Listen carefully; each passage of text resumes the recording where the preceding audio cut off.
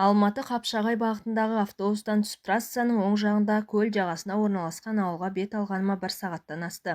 Көздің базары таусылып, қыс қаһарына ене бастаған шақ. Ауа дымқыл қара суық жел қойын-қоншыма кіріп, сумаңдаған ызғарымен тәнімді тітіркендіріп өтеді. Аяғымдағы жұқа күздік етіктен өткен ызғар төбемнен бір-ақ шыққа алғашан. Жел өңменінен итеріп әрбір қадамды қиындатқанмен тұрмай қатты өріп түйіп тастаған шашымды тарқатуға әлі жетпегеніне ызаланғандай бұйралаған кекілімді жыла тартып ызғар маңдайымды жарып барады. Ал менің жанымда, жүрегімде, қанымда әйтеуір шашымнан башпайларыма дейін тараған мөп-мөлдір сезім бар. Бұрқырап ақ көбігін шашып үлкенді-кішілі қойтастарды таранып, көбігі шашырап бұлқына аққан тау бұлағындай сағыныш бар. Себебі мен бүгін түрмедегі досыммен кездесуге келемін. Ол менің жаңадан қосылған күйеуім ғана емес. Мен үшін дүниеде бар жалғыз еркек. Мен сүйген, мен пір тұтатын жалғыз адам. Менің тек жүрегім ғана емес, бойымдағы бар клеткам досым деп соғатындай. Оны 3 жылға соттады. Бұзақылық бабы бойынша дейді. Ал қылмыстық істе дерегі милицияны итеріп жіберген үшін. Досымға трамвайда кездескен милицияның үстінде арнаулы киімі де болмаған, куәлігінде көрсетпеген. Аялдамасына келіп түспекші болған досымның алдын кес-кестегенде оны итеріп жібергені шын. Бірақ қарға-қарғаның көзін шұқушым Сот милицияның, мен милиция қызметкерімін деп ескертемін, сонда да ол маған қол көтерді дегеніне сеніпті. Ал досым болса ол айтқан жоқ, мені неге ұстамақ болғанына түсінбей итеріп жібергенім шын дейді. 3 жыл түрмеге кететінімді білгенде ұру деген бұлай болады деп мұрнының быт-шытын шығарар едім дейді. Заңнан алыс 23-ке жаңа толған мен үшін досымның не үшін аяқ астынан 3 жылға сотталып кете барғаны түсініксіз күйінде қалды. Әйтеуір досымның кінәсіз екенін білемін. Ол керек десе шыбынды да өлтірмейді. Олар да Құдай жаратқан тіршілік иесі деп үйден ұстап алған шыбынды өлтірмей сыртқа ұшырып жіберетін. Сөйтіп досым түрмеде отыр, тағдыр басқа салмасын, амалың жоқ.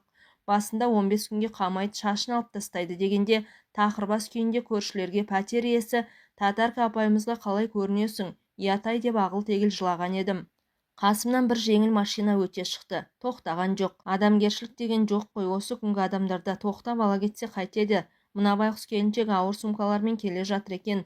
Жолай ала кетейін. Көл жағасындағы ауылға дейін әлі 5-6 шақырым бар деп жанашырлық танытса тағынан түсіп қалатындай. Бірақ бір ауылдың адамдарының трассадан түсіп қалып, жалпы режимде зонаға алған адамдарға еттері үйреніп кеткен шығар. Әрине, жақын жердегілер машиналармен ақшасы барлар такси жалдап шұбырып жатады.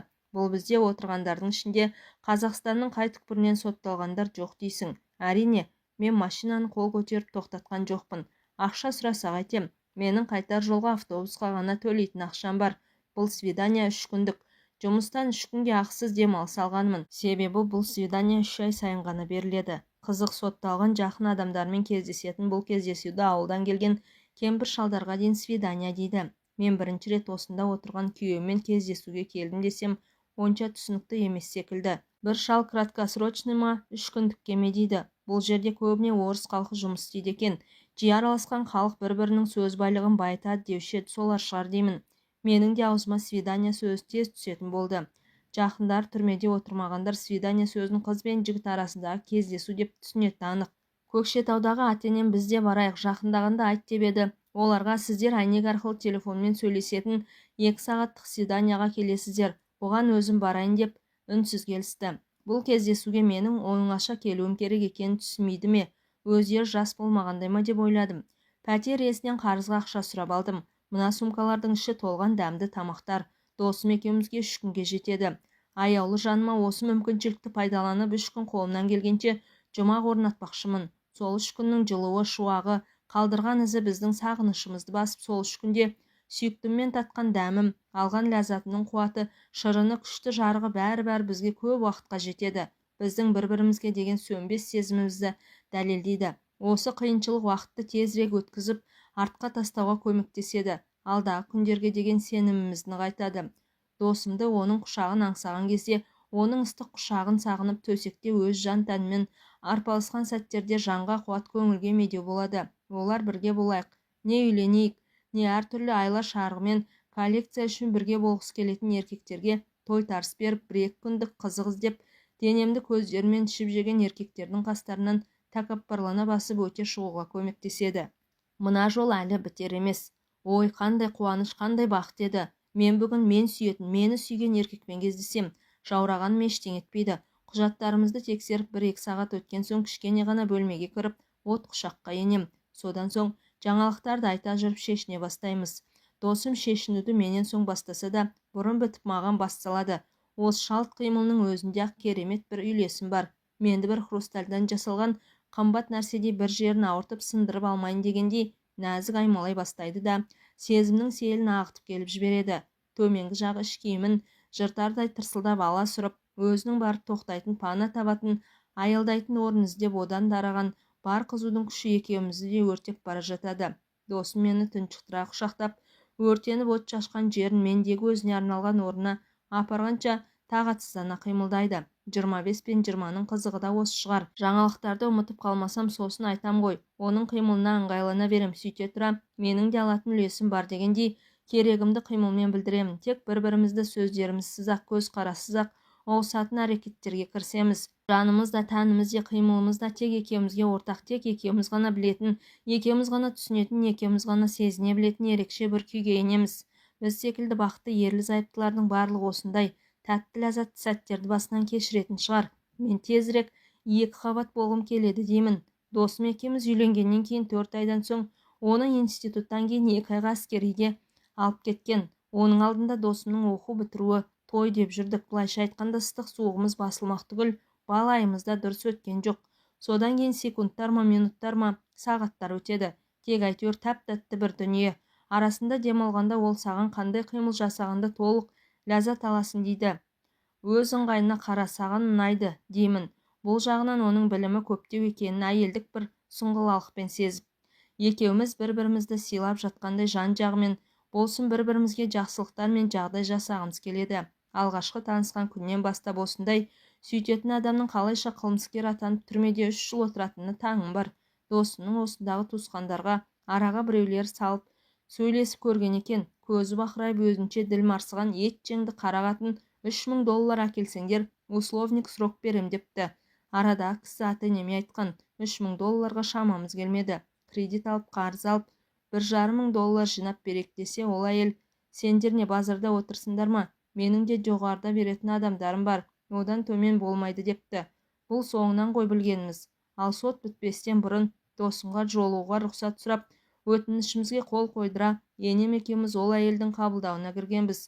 Сонда сол сот әйел, ертең мен бауырсақ пісіріп әкелгенмін. Ауыз тиіңіздер, бүгін жұма ғой дегенде, енем кішіпейілі Құдайға жараған жан екен деп жылшырай танытқан. Ал мен үлкен адамға жас қаншақтана қарап, мама, қандай жан екен көздері айтып тұрған жоқ па деген. Сөзімнің өзінен жалғандық пен өтірік сезіліп тұрғандай көрінген. Әрине ол кезде сұраған ақшасын бере алмайтынымызды білген жоқ еді. Сол бір алғашқы көрген сәттен ақ ұнамаған. Жүрегім сезген екен. Біреудің бақытсыздығынан ақша байлық жинамақшы $3000. Менің жалақымен ішпей жемей, оны жинау үшін 8-10 жыл жұмыс істеу керек. Ал ол болса бір істі қарағанда алмақшы. Істі 2 жұмада 2 рет тағайындап бітірді де досымды 3 жылға бас бостандығынан айырды. Досымның отырғанына 1 жыл болды. Оның 6 ай Алматыдағы Сейфуллин даңғылындағы түрмеде өтті. Мен досым сотталғалы, осымен 2-ші рет 3 күндік свиданияға келе жатырмын. Қанша тыпырлағанымен тағдыр басқа салса көнбейтін шараң жоқ екен. Досымның қылмыскер емес екенін мен білемін ғой. 90 қызға бағалаған қамажайдай 90 еркек жиылып, тырнағына татымайтын досым мен үшін 90 еркек жиналса да, орнын басалмайтын досым. Екі көздері жәудіреп, түрмеде отыр. Осы 1 жылдың ішінде мен не көрмедім. Жердің үстінде дем алып жүріп, жердің астында өмір сүрдім ғой. Түу, не ойлап кеттім. Мынау ауылға жақындаған сайын шаршағаным сезіліп жүрісім өнер емес. Енді өте ауыр сумкамды құмырмен су тасыған үнді қыздарындай иығыма салмақшы болдым. Бірақ одан ештеңе шықпады. Әрі көлемді, әрі ауыр сумка, іші әртүрлі тамақтарға толы, банкілер мен қалбырлар ыңғайсыздық жасады. Сағат түскі 12-ге дейін жетуім керек. Сол кезде бір прапорщик шығып свидания кімдерге берілетінін, оларға кімдер келгенін түгендеп келгендердің өтініштері мен құжаттарын алып кетеді. 12-ге дейін жетуім керек. Асығып жүріп сағатымды да ұмытып кетіппін. Көз ұшында айқындалып анық көрініп келе жатқан ауылдан басқа маңайында ешкім жоқ. Мен сүйретіліп жеткен кезде прапорщик деп атайтын кіші бастық 2 сағаттық свиданияға келгендердің құжаттарын алып кетті. Оларды құжаттары бойынша сотталғандарға жақындығын тексереді. Айтуларынша өтініштеріне дәу бастыққа қол қойдырады. Содан кейін ғана кездесуге келгендерді жинап әкетеді. Кейбіреулерге сотталғандардың бұзақылық жасап оларға жаза ретінде свиданиялерінің алынып тасталғаны айтылады. Басқа ештеңе түсіндірмейді. Сол кезде свиданияден қағылғандардың түрін көрсеңіз, ұлдарымен күйеулерінің, бауырларымен кездесуге кең байтақ Қазақстанның түкпір-түкпірінен артынып-тартынып бірнеше күн жол азабын тартып келгенде, бар еңбектер далаға кеткендерін көргенде, не істерін білмей күрсініп, көздеріне жас толып, өздерін кінәлі адамдай сезініп, теріс айналады. Бір рет мен бұндай свиданиеде болғанмын. Жүгіріп барып досымның мойнына асылып, шашынан көзінен бас салып сүйе берсем ғой деп ойлағам. Мендегі сезім мен сағыныштың құдіреті түрменің тас қабырғаларын ертіп, анау далиып жатқан зона дарбазасының жоғарғы жағынан керілген, тоқ жүргізілген сымдарды бырт-бырт үзетіндей еді. Бізді әкеліп кіргізгенде, әйнектің арғы жағында отырған түрімшіктердің ішінен қараңғы ала көлеңке жерге көзім бір дегеннен үйренбегендіктен бе, қапелімде досымды бір дегеннен байқай алмадым. Түрімшіктердің барлығы қара киімді, жақтары суалған, көздері іштеріне кіріп шүңірейіп кеткен. Әрине олар курортта отырған жоқ. Ол кезде Алматыдағы түрмеден жаңадан ауыстырған кездер еді. Екі иығы шөгіп ұзын бойы пәсейіп ұнжырғасы түсіп кетіпті. Қалың бұйра шашы ешқашан болмағандай тақырбас. Бір-бірімізді байқап көздеріміз түйісіп, бір-бірімізге қарсы ұшар құстардай болып, қанаттарымызды қомдағанмен, патша көңіліңді езіп жіберердей болған айналаға қарап тез сабамызға түскенбіз. Өзі шегірткенің айғырындай бір тұтам шыңылтыр дауыс сары еркек свиданияның тәртібімен тағы қысқаша түсіндіруге кіріскен. Біз шарасыздықты түсінгендей, екеуміз әйнектің екі жағынан телефон трубкасын бірдей қолға алдық. Оның бұндай аянышты түрін көргенде-ақ көзім жасқа толған. Ол шарасынан төгілгелі тұрғандай болған. Жоқ, босамауым керек, мықты болуым керек деп ішімді өз-өзімнен қайрап тұрдым. Бостандықта денім сау, мен жыласам, адамның қоры болып түрмеде отырған ол не істейді деп. Телефон трубкасын қолына алғанмен, тамағына бір нәрсе тұрып қалғандай. Бір дегеннен сөйлеп кете алмады. Мен де неден бастарымды білмегем. Бар ойым көз жасымды төкпеу. Ұзақ үнсіз тұрған ол, тамағына келген бір нәрсені ұзақ жұтынып тұрып, жаным деді. Осы-ақ екен. Менің жанарымда тұрып қалған моншақтар фонтанша атқылап келе берді. Бода-бода шығып, жылап, өзімді тоқтата алар емеспін. Оның осы бір ауыз сөзінде мен тілме жеткізе бере алмас. Тек екі адамға ғана түсінікті бірін-бірін көзбен ұғар сезімдер тасқыны да, сарғайып аңсатқан сағыныштар, күзгі жапырақтай қалтыраған, ертеңгі күнге үміт те қор болып темір тор ішінде өтіп жатқан қайран 25-нің күндерінен алада қолынан ештеңе келмес шарасыз адамның өкініші де бәрі сыйып кеткендей еді. Оның көздерінен жаным көкем шыда мықты едің ғой, бұл әлі тез өтіп шығады, күт мені, сені әлі бақытты етемін деп айтып тұрғандай. Мен бе мықтысы айтады-ау, 3 жыл ауызбен айтуға ғана оңай. 1 жылдың 365 күні мен түні бар. Менің аяулы адамымсыз өтіп жатқан жағымсыз күндер мен қызықсыз түндер ғой ол. Өшімді көз жасымнан алғандай, біраз жылап алып солқылдап барып әрең басылдым. Ішімнен бір құшақтап мауқымды басып сүйе алмаған бұндай свиданиясы құрсын дедім. Ойым бөлініп кетті. Қасыма келген ақ жаулықты әйел сағат сұрады. Жоқ екенін айттым. Қызық, өз жап-жас өзі ақ жаулық тартып алған. Свиданияға келгендердің жиналып отыратын жері осы бір бөлмелі үйшік, онша үлкен емес. Осы жерде әркім өз шаруаларын бітіріп кеткенше бір кіріп бір шығып жүріп алады. Жағалай ағаштан жасалған үлкен сәкілер қойылған. Әлгі әйел қасымнан кете қоймады. Сіңілім, сен бұрын свиданияда болып бедің, иә? Айтып берші деп қасыма отыра қалды. Не айтам? Бірнеше бөлме, біреулерге ата-аналары, біреулерге әйелдері, тіпті балалармен келеді. Бөлек тамақ істейтін ас үйі бар. Онда неше түрлі ыдыс-аяқ, нан жазатын оқтайы мен тақтайына дейін бар дедім. Бұрын кездесуге келмеген оған қарағанда бір рет болса да болған мен тәжірибелілеу екенмін. Өткен жол ыдыстарда не алу, не алмау керек екенін шамалығам. Менің әңгімеге жоқ екенімді байқады ма, әлгі әйел сыртқа шығып кетті. Иә, ол жолы свиданияға келгенімде 7-8 бөлменің біреуі бізге бұйырған. Ішке кіре сала қауышқан құшақтарымыз 2 сағаттан кейін әрең жазылды. Досымға келген тамақтар мен киімдер бір жақта қалды. Мен досымға, сен жақсы көретін тұшпара жасап әкелдім, мен тамақ пісірейін деймін. Ол, сенен басқа ештеңе керек емес, ешқайда жібермеймін дейді. Солай қоштасып, аймаласқан күй отыра берер медік. Біреу есікті түртті. Есіктері кілттенбейді. Тұруға тура келді. Қазақ кемпір екен. Қызым, аздап чеснок ащы қиярың бар ма? Балам сондайлар жегісі келеді екен. Ал біздің ауылда ет пен майдан басқа не болушы еді деді. Қапаланған түрмен ақталғандай болып. Алыңыз апа, алыңыз деп сумкамның ішін ақтарып тастадым.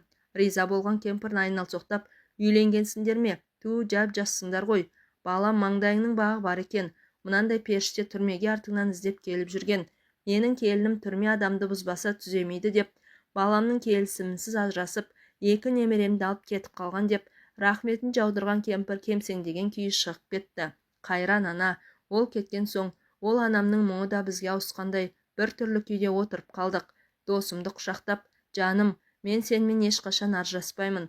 3 жыл емес, 30 жыл болса да күтем. Сезімімізге селкеу түсірмей күтемін, көкем, дедім. Темір торлы терезе әйнегінің бір шеті сынған екен. Досым оны бітеп одеяломен жауып келді. Бөлме іші суық екен, азынап тұр, жаңа байқадым. Мен ыстық тамақ дайындамақ болып едім. Ол кейін деп бас шайқады. Өзі дәретханаға кетті. Мен қызарып бетімнің ысы бастағанын сездім. Неге ол мені құшағына алып аялап, сонша ұзақ отырды деп ойладым. Мен тіпті маужырап ұйықтап кете жаздадым ғой. Жаңа кемпір келмегенде, әлде түнімен тамақтар әзірлеп ұйықтамағандықтан ба? Досым келісімен кроваттағы төсекті жерге салды. Николай патша заманынан қалған ба, темір кроваттың сеткасы ішіне түсіп кеткенін, қозғалған сайын шиқ-шиқ етіп ойбайлап қоя беретінін мен де келісімен байқағам. Қазы, сыр тағы басқа тамақтарды тіліп әзірлеп жатқан маған қарап, келші жаным, келші деп төсекке шақырды. Жаңа ғана тай-тай басып жүрген сәбиін шақырғандай қуана қиыла шақырады. Мен қасына келгенде құшақтап тұрып шешіндіре бастады. Көңілім ояу болғанмен көздерім жұмылып буындарымнан әл кетіп барады. Ол менің шашымның әр талынан бастап асықпай кеудемді жалаңаштады. Өртеніп бара жатсам да маған бойың үйренді ме деді. Менің балқып бара жатқан денеммен оның тұмандана бастаған санама жеткені, оның бағанадан бері маған бас салмай күткені, бойы үйренсін деген екен ғой. Үйленгеннен кейін оңаша қалса болды. Мені жатырқап қалдым екен деген ғой. Әрине, мен күйеуге шыққан досыммен қазіргі көріп отырған досымым екі түрлі адамдай. Жағы суалып, қара торы жүзі қап-қара болып түтігіп кеткен. Салқында аязда жұмыс істегендіктен шығар. Көздері үлкейіп, өткірленіп адамға қатаң қадала қарайтын шығарыпты. Я, мен осында келгелі мұрным бір жағымсыз күлімсі иісті сезген. Түтінге ысталған бөлмеден бе, ондағы төсек орнынан ба, керек десең ол иіс досымның киімдерінен де, керек десең оның денесінен де шығатын секілді. Әйтеуір көзге көрінбейтін бір нәрселер адамды тартындырады. Мына жерге 100% араласып кете алмай тұрғанын ол сезген екен. Жаным менің, пірім менің. Жасы менен көп үлкен болса да, әйелдің еркектің мысы басып тұрғаны қандай жақсы. Тізерлеп алдыма тұрып, кеше баняға түскенбіз деп, қару қолдар төменгі жақтағы киімдерді шеше бастады. Құшақтап бетімнен сүйіп жатыр. Басында не істесе де өзі білсін деп тұрған мен әлі алып әрі қытығым келіп, әрі тезірек оның құшағына тезірек ену үшін сүйген әйел еркектің бауырында сазандай болып шоршып шаншылып жатса, еркектерге арман бар ма екен?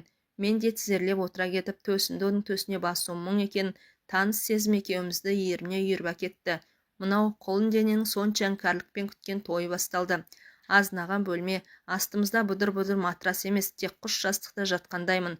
Айнала жып-жылы, мөп-мөлдір, тап-таза, көгілдір дүниеде біріне асық аққан бұлақтай жан мен тәніміз мидай араласып, екеуміз бір адамға айналып кеткендейміз. Әлде ауада ұшып жүрміз бе? Солай шығар-ау. Айналамызда қоршаған жұлдыздар. Осылай уақыт деген шіркін созыла берсе екен, бірақ бәрі кенеттен үзілді. Досым кінәлі адамдай шығып кетті. Шыдай алмадым деп төмен қарады. Бәрі тамаша, тамақ ішеміз, қарның ашқан шығар, менің де қарным ашып кетті дедім. Оным өтірік, бірақ оның ыңғайсыз жағдайдан тезірек шығарып алғым келді. Жарты сағаттай жата тұрайықшы деп бар тәнімді құшақтап шықты. Ауылда тұрғандықтан ба, әлде бөлмеміз кілттен биттіктен бе, бұндайды жоқ секілді еді.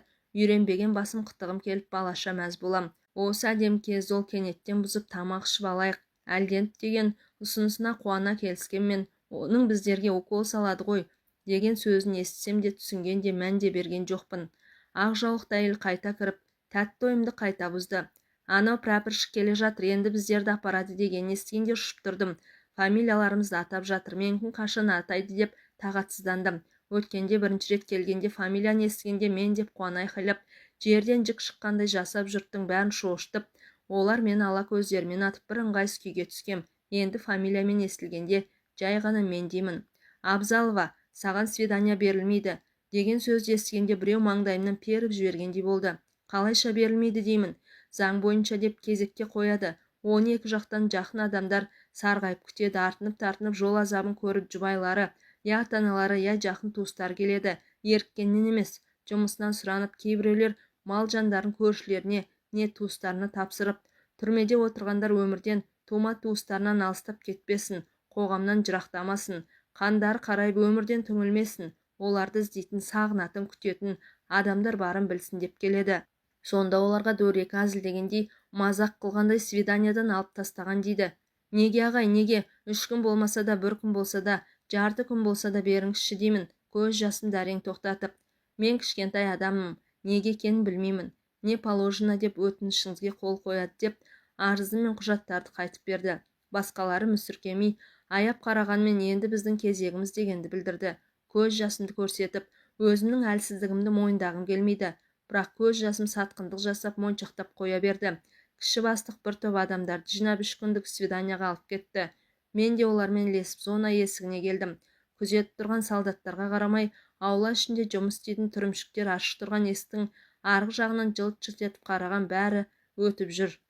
Бұрынғы күзеттегілер жайлы солдаттар еді, ал жаңадан ауысқандары өздерінше кісімсіп қалған. 5-6 метр жерден ашық тұрған есіктің екі жағынан анау свиданияға келді ме? Мүмкін кешігіп келген шығар. Осындай адамды шақырып берші дегенде шала бүлініп боқтап, ауыздарына ақ ит кіріп көк ит шығады. Ал бір-екі ауыз сөйлесе, кімнің несі кетеді, ол да қылмыс па деймін. Біз бір мемлекеттік құпияларды айтып жатқандай.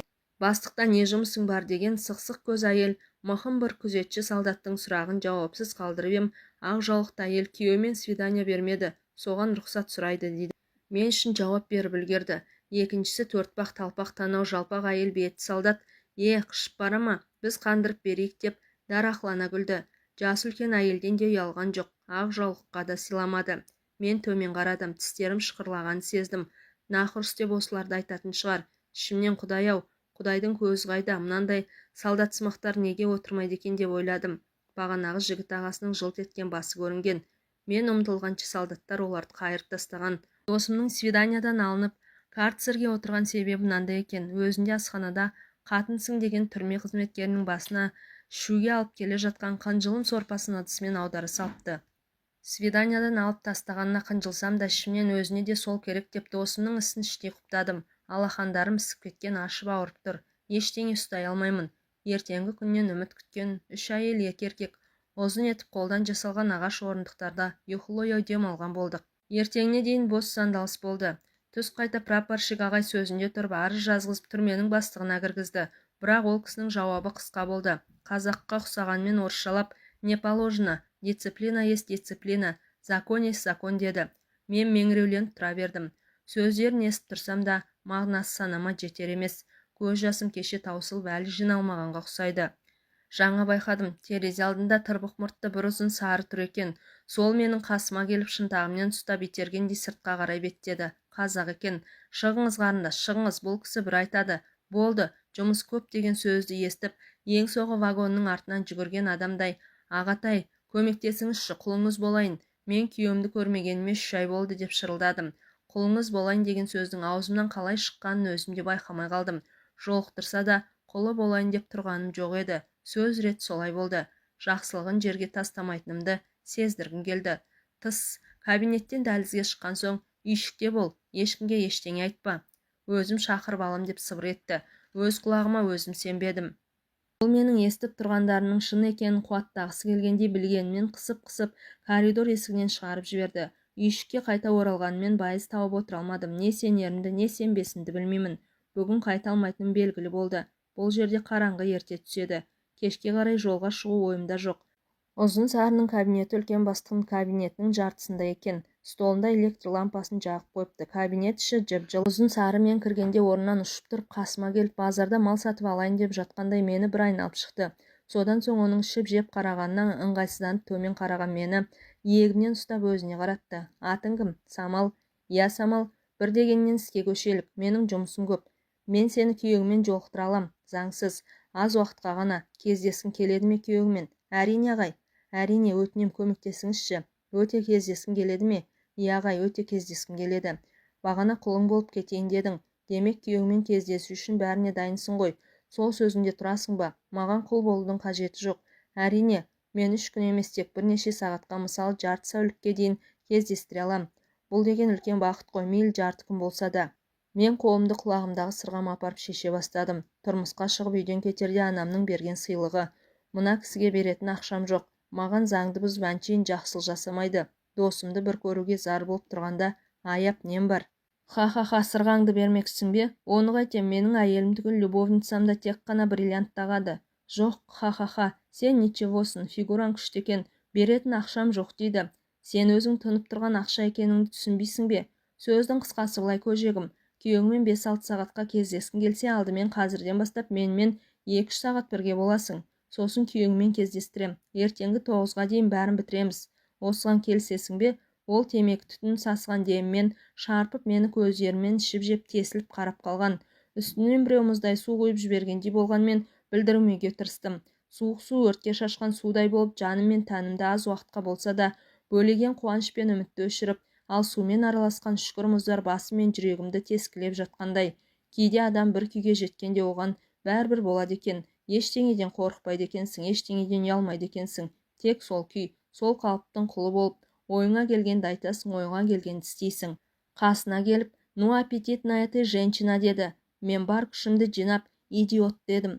Ол не айтқан сөзімді естімеді ме, не естігеніне сенбеді ме, не? Сіз идиотсыз. Есіктен атып шығып қасындағы еркекпен сөйлесіп тұрған ақ жаулықты әйелдің қолынан ұстап, сыртқа сүйрелей, кеттік дедім. Артымнан кейбір адамдар жақсылықты білмейді деген қазақи дауыс естілді.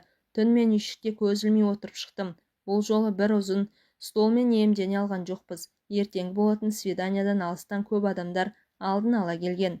Ертеңіне сумкаларын сүйретіп жолға шықтым. Досымға алып келген бар жылы жұмсақ тамақтарды ақ жаулықты әйелге беріп кеттім. Ыңғайсызданып алғысы келмеген. Үлкен 3 адамсыңдар, оның үстіне бұндай тамақтар бұл жерде дүкенінде жоқ деп, сервалет, колбаса, піскен қазы, иісі аңқыған жас тұздалған қияр, тағы басқаларын сумкасына салып бердім. Екеуміз бір-бірімізді бұрыннан білетін жандардай жылы қоштастық.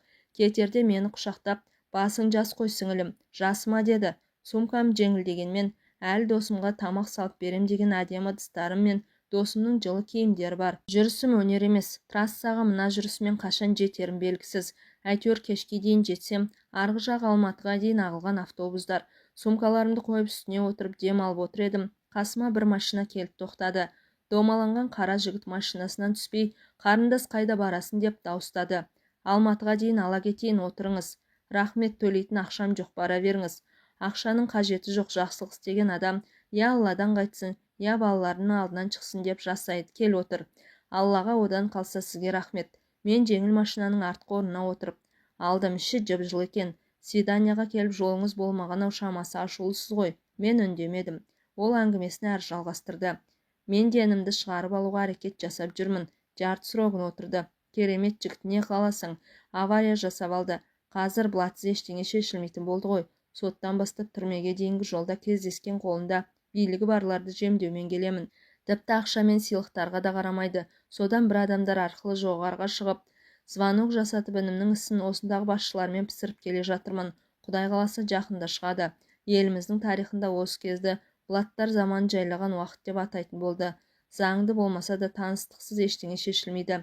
Әркім отырған орын пұлдап қалғысы келеді. Ол ағай сөйлеп жатыр. Өзі әңгімешіл екен. Бір әңгімені естісем, бірін естімеймін. Бойым жылынып, ұйқым келгендей, арасында көзім ілініп кетеді. Осы кезді мына кісінің сөзіне күлкім келді.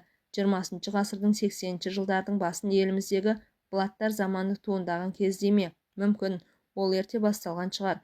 Қаншаға созылар екен? Досымның қамын жейтін осындай ағасы болса ғой. Енді свиданияға 3 айдан кейін келем. Үйге келісімен хат жазамын. Қарындасым, мен сені қай жерден түсірейін? Мен селк ете түстім. Алматының шетіне келіппіз. Қарындасым үйіңе дейін апарып тастар едім. Қаланы дұрыс білмеймін. Қай аялдамадан түсірейін деді ол. Үйіме дейін жеткізіп тастамағанына өкінгендей. Аға, маған бәрібір. Өзіңіздің Алматы ғой. Аға, рахмет сізге ағатай. Ініңіз тез шықсын. Бала шағаңыздың қызығын көріңіз, аға. Үйге трамвайға отырып келе жатып, бейтаныс бір адамның арқасында Алматыға 1 сағаттай уақытта жеткеніме өзіме де сенбегендей, өмірде жақсы адамдар да бар екен ғой деп ойладым. Жақсы адамның ең болмағанда атын сұрап қалмағаныма өкіндім. Соңғы 2-3 күнгі оқиғаларды есіме алып, сезім тазалығы мен тән тазалығы, жан мен ар тазалығы үшін күрестің басталғанын және бұл күрестің оңайға түспейтінін түсіндім. Көз алдыма Алматыдан 60 шақырымдай жердегі, қазақшасы өзен жағасындағы ауыл деген мағынаны білдіретін өзгеше тұрғындары бар шағын ауылда, ақ жаулықты әйел, менімен идиот атанған түрме басшысы орынбасары да, мені Алматыға ала келген белгісіз ағай да, оның блаттар заманы деп атаған 20 ғасырдың 80-ші жылдарда көз алдымнан киноленталарындай өтіп жатты.